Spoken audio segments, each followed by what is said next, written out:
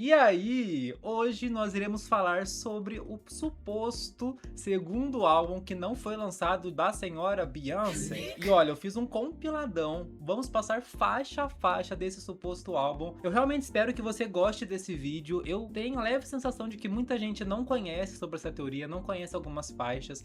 Então eu fiz esse compiladão, demorou um tempinho para pesquisar, deixar tudo certinho, mas eu tô realmente muito ansioso para terminar de gravar e editar esse vídeo e postar logo para vocês. Então, se você não me conhece, eu sou o Felipe Moura aqui do The First Pop, tem um canal aqui, também tem as outras páginas, então aproveita para me seguir, me ajude a bater as metas e, sem mais enrolação, vamos lá pro vídeo. The First Pop. Primeiro de tudo, para deixar bem claro, são boatos, tá? É tudo teoria, é tudo supostamente, algumas coisas são verdades, outras não. Só para deixar isso bem claro logo no início, para não vir depois me atacar aqui nos comentários, combinado? Bom, esse álbum seria lançado como o segundo álbum da carreira da Beyoncé, logo após o Dangerously in Love. O lançamento desse álbum estaria previsto para 2004, um ano após aí o primeiro álbum, né? E antes mesmo da reunião das Destinies com o último álbum. A ideia disso, de ter um período curto, seria porque as sessões aí de gravação do Dangerously in Love deixou muitas faixas gravadas e que estavam ali sendo desperdiçadas. A ideia veio quando uma colaboração para um filme chamada Summertime, uma faixa que sobrou do álbum, foi enviada para estações de rádio e recebeu uma resposta favorável. Nessa teoria há duas vertentes. A primeira é que seria aí um Dangerously in Love parte 2, por isso seria logo após aí um ano, né, do lançamento do primeiro álbum, e incluiria aí faixas descartadas do primeiro álbum que não foi para a versão oficial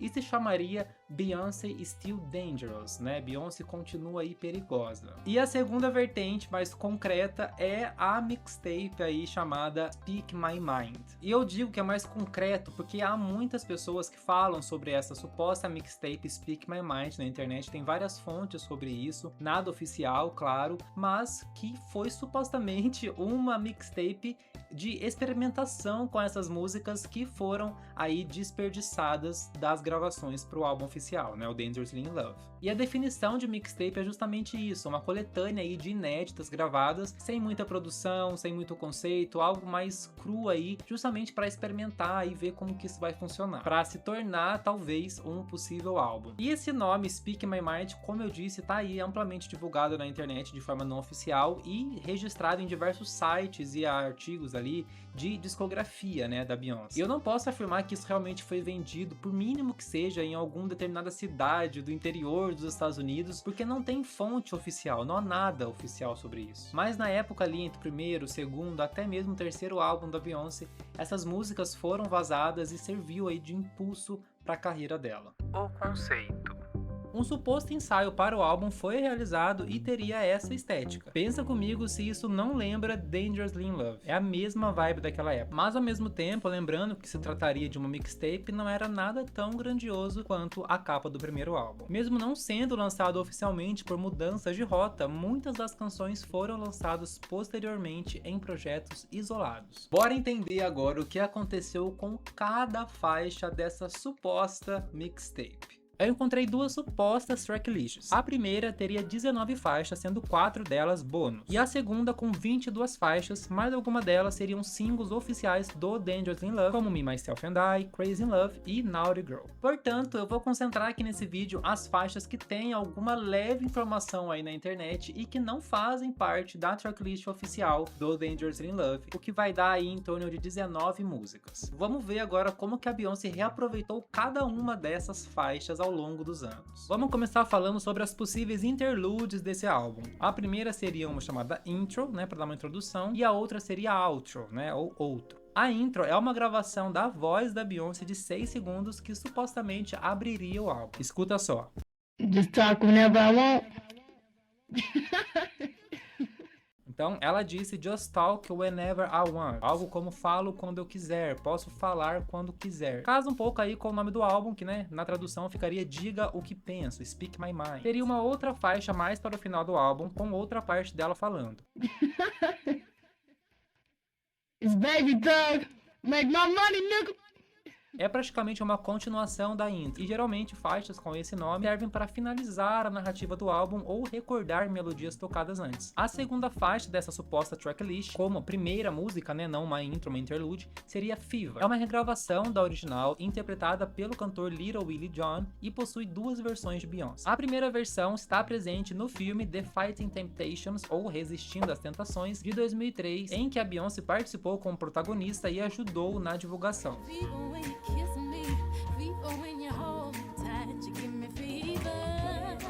Era uma época que a Bey se jogou muito como atriz e já era o seu terceiro filme. Na mesma época, Fever entrou na setlist da Dangerously in Love Tour e no DVD Live at Wembley. Beyoncé performou ela durante esses shows e tinha um quê ali de musical.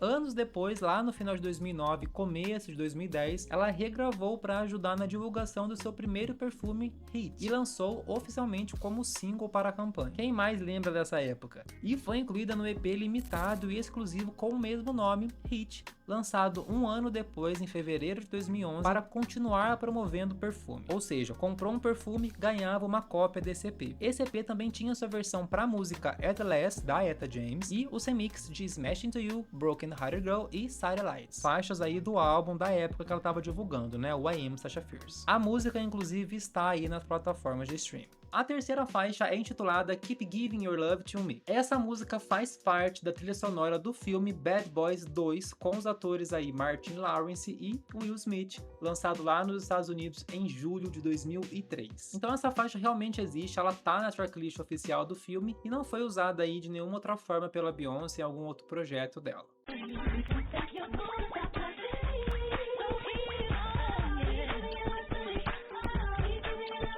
A quarta faixa é uma das mais famosas de todas que eu vou falar aqui, que é Summertime. É uma colaboração aí gravada com o Diddy, né? Vale ressaltar aqui que o Diddy na época estava em evidência. Em 2003, ele tinha tido 2 hits número 1 na principal parada de músicas do país, né, dos Estados Unidos, e não tinha todas essas polêmicas que a gente ficou sabendo há pouco. E a Beyoncé também estava em evidência, então foi uma junção ali de artistas, enfim, águas passadas, né? Foi incluída na trilha sonora do filme The Fighting Temptations, porém não apareceu no filme, apenas no álbum. Pouco depois do filme sair, Summertime começou a gerar um certo burburinho e foi divulgada como single pela Columbia Records nos Estados Unidos e enviada para rádios. A versão original também serviu como lado B do primeiro single solo de Beyoncé, Crazy in Love, de 2003, no Reino Unido e na Austrália. Depois, em 2004, essa faixa voltou a ser incluída na setlist da Dangerously in Love Tour, consequentemente presente no DVD Live at Wembley com performance.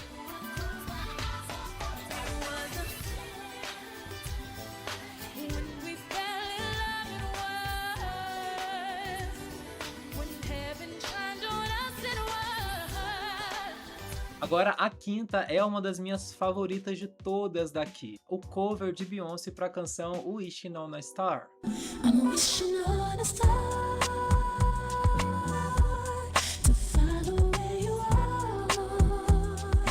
É uma regravação da música clássica de Rolls Royce, grupo americano de soul e R&B de mesmo nome, gravada em 1977. O interessante é que The Closer I Get to You, outra regravação com Luther Vandross, presente de forma oficial no álbum da Beyoncé, foi originalmente gravada por Roberta Flack e Donny Hathaway também no mesmo ano, 1977. E consegue perceber que houve aí uma vontade da Beyoncé em beber da sonoridade, da fonte da sonoridade dessa época. A gente tem aí o Wishing on a Star e no álbum oficial o cover também de The Closer I Get to You. Pra mim, essa versão que a Beyoncé fez de Wishing on a Star é incrível. Traz aí uma vibe muito angelical mesmo e totalmente com uma sonoridade, uma vibe do primeiro álbum. E essa gravação tá presente no CD da primeira turnê. Em 2004, a Beyoncé gravou uma versão a capela para a campanha televisiva da fragrância True Star by Tommy Hilfiger. Um EP chamado True Star: A Private Performance foi lançado com 2 canções para essa campanha, contendo Wishing on a Star e Naive, dueto de Solange com Beyoncé. E adivinha só, essa gravação de Wishing on a Star ainda rendeu uma indicação ao Grammy para Beyoncé lá em 2006, na categoria de Melhor Performance Feminina de R&B. Só que infelizmente ela não levou esse ano. A próxima eu também gosto muito, é a canção chamada My First Time. Foi incluída em algum projeto da Beyoncé pela primeira vez lá em 2004 no CD do Live at Wembley. O DVD não tinha performance dessa música. Essa música foi lançada de forma muito exclusiva em uma versão do Best Buy do álbum B-Day. Muitos fãs desconhecem, inclusive eu só fui conhecer agora. Para quem não sabe, a Best Buy é uma empresa multinacional de eletrônicos dos Estados Unidos, como se fosse uma Amazon. É a única versão do B-Day, o segundo álbum da Beyoncé, entre todas as outras versões, que possui essa faixa como bônus.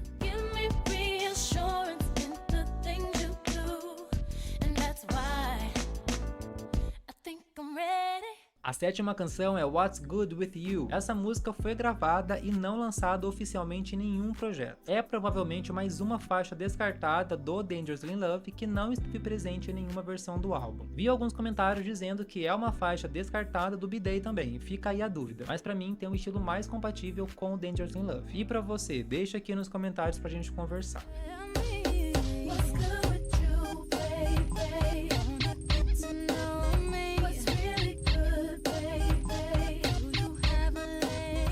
A próxima é My Man. De 2002, essa canção foi produzida por Scott Storch para o Dangerously in Love, mas não entrou na tracklist oficial em 2003. Apesar disso, essa faixa entrou como bônus na edição limitada do Destiny Fulfilled, último álbum das Destinys, em parceria com o Walmart. Outra faixa solo de Beyoncé intitulada What's Gonna Be, que a gente vai falar daqui a pouco, também foi lançada nessa versão do Walmart. Na intro dessa canção, há a participação da Kelly Rowland, da Tina Knowles e da prima da Beyoncé, a Angela Beyoncé. Wow, it may be different if he could do something for her. Right, I could do that by myself. Sometimes. Hey, B. No matter what you say, I ain't going nowhere. No matter what you think, I'ma always be there. The love that we share really is inside of me. A nona canção é a música chamada I'm Glad There's You. Ela tem aí raízes no jazz e baladas românticas e até te lembra aí um pouco a bossa nova. E faz todo sentido porque também é uma regravação, só que dessa vez é do cantor Jimmy Dorsey, que é uma música lá de 66 e o Jimmy cantava aí no estilo do Frank Sinatra. Eu não consegui encontrar mais informações sobre essa gravação da Beyoncé, mas tem aqui no YouTube disponível de forma não oficial para você ouvir. Vou deixar um trechinho aqui só para você ter um gostinho. Hardly ever stay in love. I'm glad there is you. Outra canção é a faixa intitulada Sexuality. Ela usa um sample de The Velvet Rope, canção de 97 da Janet Jackson. Também não encontrei outras informações, mas não foi uma canção usada em nenhum outro projeto além desse suposto Speak My Mind.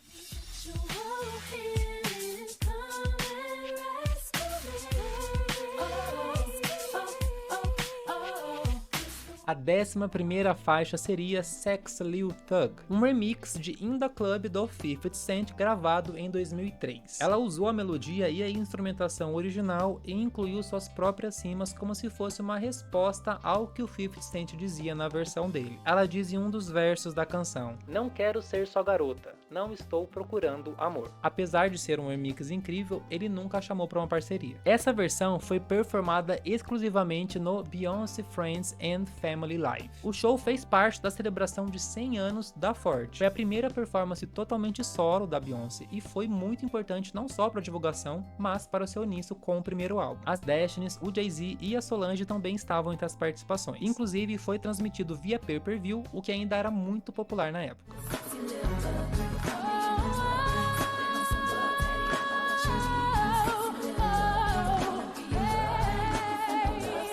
A próxima é a canção Sad For You. É aí um outro descarte que só foi vazar depois, lá em meados de 2008, e muita gente achou que era do I Am Sasha Fierce, porque tava ali na época do álbum, né? Mas provavelmente não é, porque a sonoridade dessa gravação é muito similar ao primeiro álbum e até mesmo aí a Era das Destinys. E ela é uma das faixas que nunca entrou em nenhum projeto posterior.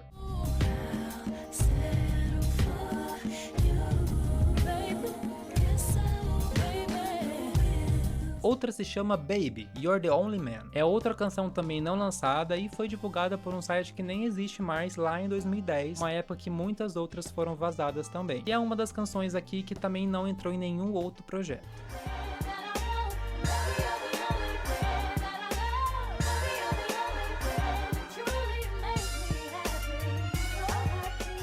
Agora essa é uma das músicas que mais foi reutilizadas em alguns projetos específicos, que se chama What's Gonna Be. A primeira reutilização deste descarte foi como bônus da versão do CD Dangerously in Love lá no Japão. Depois esteve presente nas faixas bônus do CD Live at Wembley lá em 2004, também no álbum Destiny Fulfilled, na versão em parceria com Walmart, assim como My Man. Ainda foi usada como single promocional com 3 versões, oficial, a capela e instrumental no lado B. O outro lado continha outras 3 versões da canção Heaven Knows, versão da Faith Evans da música da Donna Summer. E por último, ainda foi usado como um CD promocional para uma campanha da L'Oreal em 2004. Como curiosidade, essa canção usou sempre de I Wonder If Heaven Got a Ghetto hip hop version do lendário rapper Tupac, assim como o arranjo da música Do It Roger do Roger Troutman.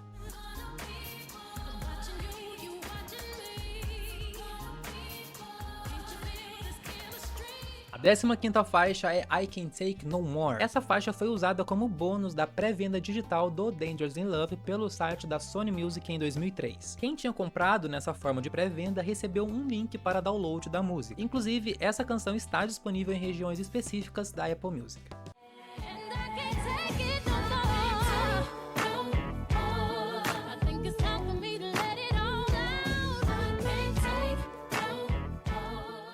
Outro nome entre tantos é Ice Cream Truck, seria mais um descarte de Dangerously in Love. Essa tem uma pegada bem diferente do que estamos acostumados, parece ser divertida e até soa um pouco como algo infantil.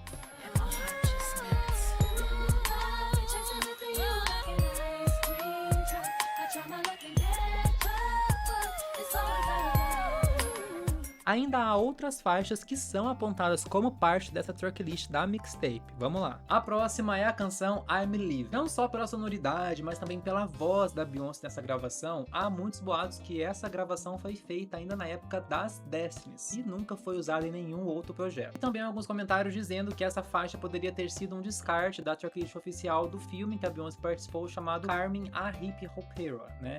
Mas também nenhum dado concreto, nada, nenhuma fonte confiável sobre isso.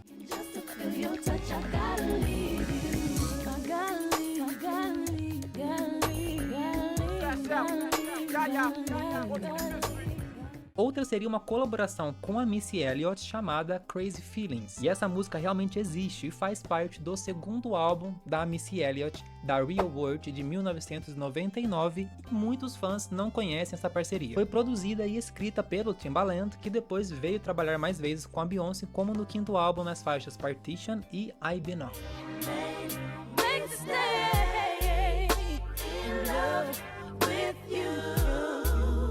Depois dessa, Missy Elliott voltou no álbum de estreia da Bey na canção Signs. A última faixa seria Thug Love. Thug Love é mais uma música original do rapper 50 Cent que quase teve participação da Beyoncé de forma oficial. A música contém trechos das Destiny's Child e foi gravada em 1999, meses antes de 50 Cent levar 9 tiros. Boatos dizem que um clipe seria gravado com 50 Cent e as Destiny's, mas por conta desse incidente, tudo mudou. Uma foi que ele ficou impossibilitado de gravar, né, porque ele tinha sido baleado. Outra foi a Columbia, que não quis mais envolver 50 Cent nos projetos do grupo ou da Beyoncé. Com isso, ela não foi lançada oficialmente e acabou vazando aí entre os fãs e foi compartilhada como um mixtape, por exemplo. E é importante lembrar aqui, né, pra quem não viveu essa época ou pra quem não lembra, que o CD era muito utilizado, né, então, principalmente pra música. Então era muito fácil você gravar ali uma faixa vazada e compartilhar entre seus amigos como um mixtape, por exemplo, de forma totalmente cru, pra todo mundo poder ouvir essa inédita, né. Bom, já falei todas as faixas principais, mas temos outras 4 faixas que aparecem em uma das supostas tracklist desse Speak My Mind, só que não tem informação assim muito concreta, né? A gente tem outras também que não tem, mas não tem a gravação vazada de nenhuma dessas 4 em nenhum lugar da internet. Não os que eu tenho acesso. A primeira seria supostamente intitulada Rapid, e seria outra colaboração com a Missy Elliott e também agora com o Jay-Z. Supostamente pode ter se tornado a música Rapid Around Me da Sherry Dennis com a Missy Elliott. Outra seria chamada Scent of You. O site Genius aponta que foi produzida por Bryce Wilson, o mesmo que produziu uma canção de qual álbum? Dangerously in Love. Ele produziu Hip Hop Star e possivelmente Set Up For You, que já falei aqui. A terceira seria um feat com a Solange chamada All's Go. É outra sem nenhuma informação, mas que dá um gostinho aí de curiosidade do que poderia ter sido esse feat com a irmã, né? E a última com zero informação é a canção supostamente que seria chamada de Vulnerable.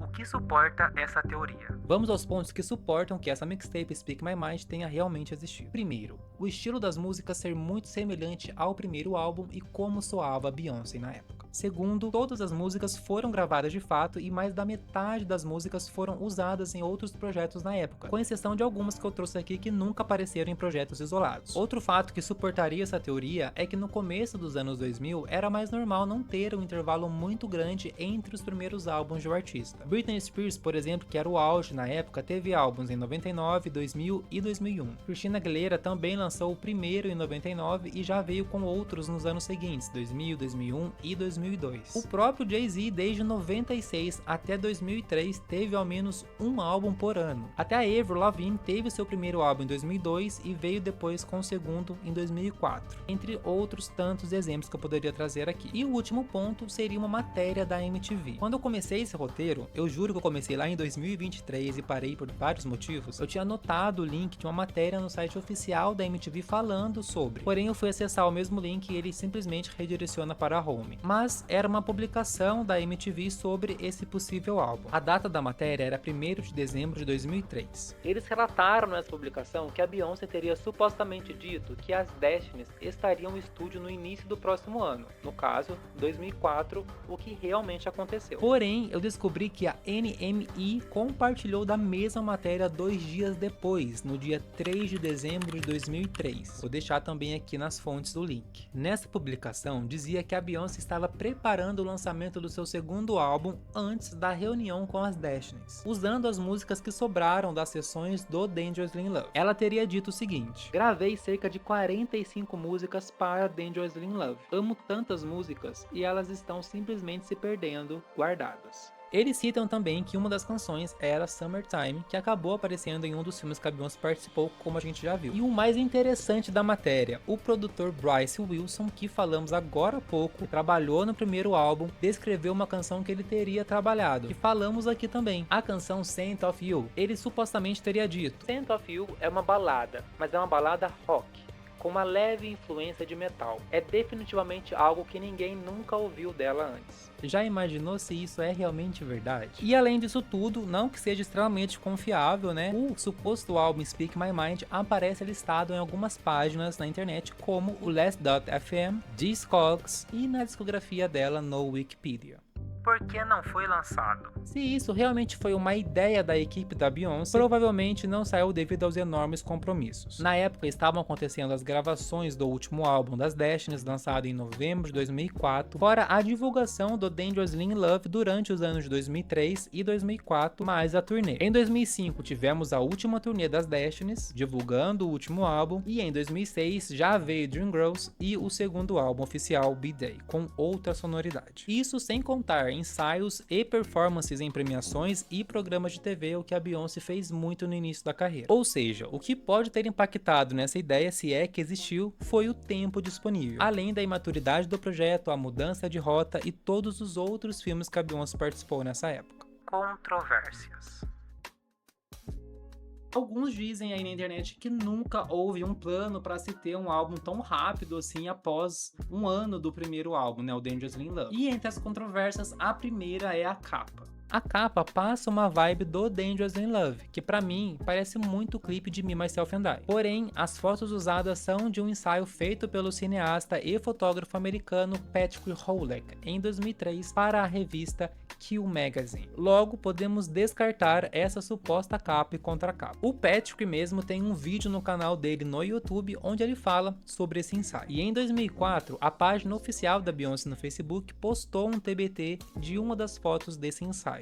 Pensa bem, não é estranho uma mixtape ter uma capa? Como eu disse, a mixtape geralmente não tem conceito, é algo cru. É bem controverso ter uma capa já, com uma tracklist toda editada e parece muito amadora, né? Parece que foi feita realmente por um fã. O conceito também, seja Speak My Mind ou Beyoncé's Too Dangerous, é muito raso, né? Parece algo assim nos primórdios do que se poderia tornar algo oficial no futuro. E mesmo que tenha existido alguma possibilidade disso acontecer, a gente viu que não foi dedicado tempo para isso, né? Porque nunca foi lançado. A segunda controvérsia é se tem material feito por IA, o que é muito difícil, justamente porque quase todas as músicas têm registro há mais de 10 anos atrás no YouTube, algumas lá de 2007. Então essa discussão não tem nem motivo para existir, as gravações são reais. E a terceira controvérsia é o quê? A tracklist. É nítido que são descartes gravados no período das gravações para o Dangerously in Love, podendo até ter um ou outro descarte da fase das Destinies também. A sonoridade e a voz da Beyoncé são daquela época, porém há faixas sem nenhuma informação na internet, como eu disse, né, All's Go e Vulnerable. E isso nos leva para as contraditórias versões da tracklist, como citei no começo do vídeo. Existem divergências de quais músicas fariam parte dessa suposta mixtape.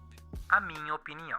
E antes de eu dar minha opinião aqui para esse álbum, a gente tem 3 hipóteses. A primeira é que essa mixtape realmente existiu e foi vazada propositalmente pela equipe da Beyoncé para ver aí a reação do público, né, seja em canal físico ou canal online, e depois isso foi usado de forma isolada em outros projetos. A segunda hipótese seria que ele existiu como uma ideia de segundo álbum ou até mesmo como Dangerously in Love Parte 2, mas foi engavetado, né, e depois acabou vazando aí, porque justamente não teria tempo para dedicar nesse projeto, até mesmo por causa do retorno, né, da reunião com as Destinies. E a terceira hipótese é que isso nunca existiu oficialmente e foi montado aí por alguns fãs como uma coletânea de músicas vazadas e músicas não muito conhecidas. Eu quero saber de você aqui nos comentários depois qual dessas hipóteses você mais acredita. Agora, a minha opinião sobre isso tudo. Eu acho que realmente existiu uma mínima ideia sobre reutilizar essas canções que foram gravadas, várias delas, como uma espécie de continuação ou um segundo álbum. Mas isso não foi levado adiante, não teve nem nome, nem capa, nem nada do tipo, justamente pelo tempo, pelos compromissos de tudo que estava acontecendo naquela época. E em meio a isso tudo, esses compromissos, a carreira solo, a reunião com as Destinies, a turnê e tudo mais, esse conceito foi se perdendo, as músicas foram usadas ali isoladamente e a busca por inovação, né, tentar se adaptar aí às tendências da indústria, fez com que eles partissem para outro caminho, surgindo o B-Day, né, em 2006. E o mais importante é que muitas dessas faixas foram reutilizadas durante ali a era Dangerously in Love, né? Como eu disse anteriormente, usada em campanhas publicitárias como da L'Oreal, em pré-venda de álbum, em faixa bônus para divulgação daquele álbum. E isso para mim reafirma aquilo que a Beyoncé supostamente teria dito sobre não desperdiçar essas faixas. Foi um trabalho, foi um tempo, e mostra também que ela gostava dessas faixas e isso foi utilizado depois, né, nesses projetos que eu disse. Dá a impressão que ela gostava muito dessas faixas e não queriam que elas ficassem lá paradas e desconhecidas do público em geral. Sobre a capa, nome e tracklist, eu sou do time aí que acredita que foi um fã ou um grupo de fãs que compilou e montou todo esse conceito pra gente ter algo palpável, né, sobre esses descartes. Até porque o ensaio fotográfico não foi pra isso e o nome mais difundido aí, mais dito na internet, Speak My Mind, parece ter surgido depois que algumas faixas já tinham sido usadas ou vazadas aí entre meados de 2003 a 2005. Bom, no fim, se essa ideia realmente existiu ali entre a equipe da Beyoncé, foi bom não ter lançado mesmo como segundo álbum, né? Tem músicas boas? Tem. Mas não para um segundo álbum, né? Após o sucesso que foi o Dangerously in Love, numa época em que o povo queria ouvir o que a Beyoncé ia trazer no próximo álbum. Nesse compilado aí de faixas descartadas, né, não há inovação, assim, não há uma cara nova, não há uma sonoridade nova, uma autenticidade para um segundo álbum, né? Seria simplesmente um Dangerously in Love Parte 2 com a mesma vibe. Enfim, eu acho que a gente pode concordar que o B-Day fez um ótimo trabalho, levando ainda mais a carreira da Beyoncé de forma global, né? Trazendo mais força, mais sensualidade, mais potência, com elementos musicais totalmente diferentes do primeiro álbum. Eu vou deixar aqui na descrição um conceito criado por um fã com todas essas faixas e também todas as fontes que me ajudaram a criar esse conteúdo. E agora, o que você acha sobre essa teoria? Você já tinha tinha ouvido falar, não tinha ouvido falar, você ainda espera o lançamento desse Speak My Mind de forma oficial, comenta aqui porque eu adoro conversar sobre isso. Eu vou recomendar que você ouça essas gravações, claro, caso você ainda não tenha escutado, porque isso aprofunda mais a gente na arte de Beyoncé, né? Porque sempre há algo novo pra gente aprender. E foi justamente o intuito desse vídeo, de aprofundar na arte de Beyoncé, na carreira dela, e não ser sensacionalista e falar que tudo é verdade, que isso aconteceu. Não, eu pesquisei pra caramba, eu trouxe fatos realmente do que aconteceu, dizendo aí o que tem informação, o que não tem, o que seria, né, o que poderia ter sido isso, pra você aprender. Eu aprendi muito pesquisando também, então eu espero realmente que você tenha gostado. Foi muito bacana ter criado esse conteúdo pra trazer aqui no meu canal. E sempre terá algo novo pra gente aprender. E a sua maior demonstração de que você gostou desse conteúdo é se inscrevendo aqui no canal e me ajudando a bater os primeiros 2.000 inscritos. Eu tô aí há um tempinho na luta e isso vai me ajudar pra caramba. E se você quiser me ajudar ainda mais, eu tenho uma meta na rede vizinha, lá na rede TokTok, né, se você me entende, pra me ajudar a bater 5.000 seguidores. Se isso for batido lá, eu vou liberar um mini documentário sobre a Beyoncé, tanto lá quanto aqui também no canal. E o melhor, é totalmente de graça, tá bom? E é isso. Um beijo, muito obrigado por você que chegou até aqui no final desse vídeo e eu vou te esperar aqui no próximo, tá bom? Até mais.